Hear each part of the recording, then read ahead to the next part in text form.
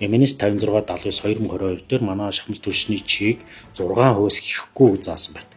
Тэгвэл бидний өнөөдрийн бүтээгдэхүүн үйлдвэрлэлээс гарч байгаа түүхүүд одоо шахмал түлш маань 2% ихэхгүй байна. Улсын ерөнхийлөгч Хүрээс өхийн тухайд бол намайг ерөнхий сайдаар ажиллаж байх үед чигшлийн хэмжээнд 4-тэй байсан. Одоо 13 болцсон гэдэг юм яриад байгаа шүү дээ. Та нар хатаалт хийхгүй байгаа заа юу. Одоо танаа түлшин бол одоо 13% чигшэлтэй байна гэж би сонсч байсан. Тэгвэл биднийг ажиллаж явах үед наад хатаалт чинь 4-тэй байсан заа юу. Бүлтэн улсын ерөнхийлөгч тэгээ худлаа мэдээлэл хэлэхгүй нь ойлгомжтой байх. Тэр хүн мэдээлэлтэй ярьж байгаа эсвэл Хүрээс өх ерөнхийлөгч худлаа яриад байгаа юм. Им чиг ихтэй байгаа учраас ийм их утаа гараад хүмүүсийн толгоо өвдөөд зарим нь өөрсдөө жирэмсэн болцсон юм уу гэж тест хүртэл аваад үзэж байна.